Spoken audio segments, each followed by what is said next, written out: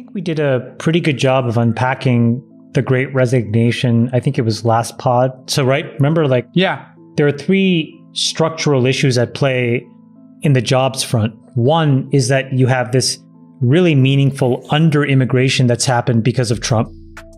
The second was you've had a big mismatch between the degreed classes in America and the jobs that they can have for what they think they should earn, meaning you go to school, you get into all this debt, you try to become a teacher or something, and then you realize you can make more at an Amazon warehouse.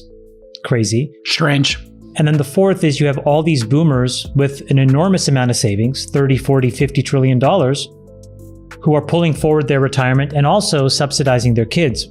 You put it all together, there's less of an incentive to be in the job force unless you pay higher wages. Now, let's just put a pin in that for a second.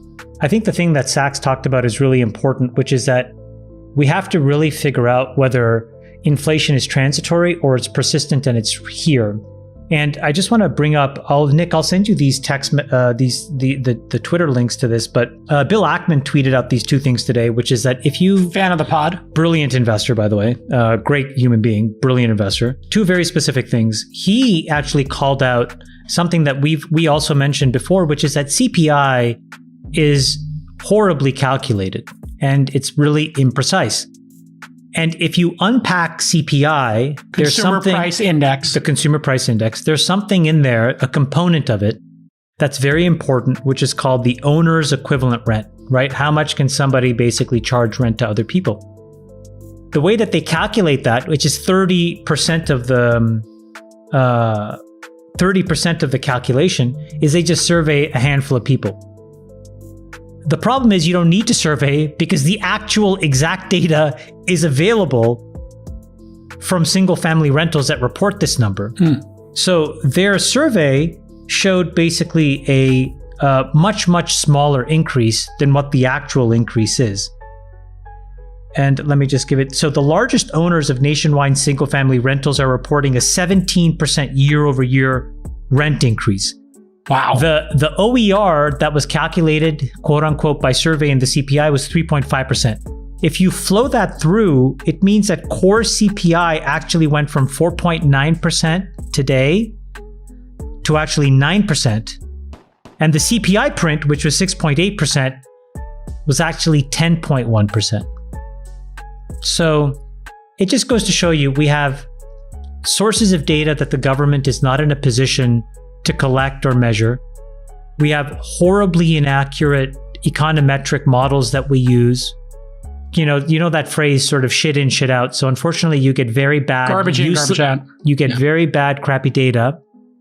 And now all of a sudden we're printing numbers. We're supposed to make policy against those numbers, but the numbers that underlie this decision making is fundamentally flawed, and it's flawed in the wrong direction. The other thing that we talked about is that the Fed basically changed the government changed the rules on the percentage, basically what qualifies as a conforming mortgage. Remember that? And so now that's basically at $1 million. And if you think about it, most Americans, 80 to 90% of their true underlying wealth is their home, to the extent that they've built, a positive net worth. And if you all of a sudden, push up the upper bound on what a conforming mortgage is to $1 million, that effectively means, it's roughly about 20%. That effectively means that you're moving people's net worth up by about 4 or 5%. That's right. And so if they take that and then they take that money out of their home via a HELOC or an equity line of credit, right? Home equity line of credit. And then, to your point, Friedberg, they spend it or they invest it or they, it could be a real disaster scenario in 5 or 6 years' time. By the way, no, this is more like 1929 kind of thing. Yeah. There are a lot of institutions that must own some of these inflation protected assets. So we were already in a negative yield environment. What are those folks supposed to do if they have to fund an 8% return a year to pay the pensions of, good people, firefighters, teachers, it's, you name it, policemen, etc., right? They were forced to invest in the kinds of funds that would then go out further and further out into the future to buy the promise of future cash flows.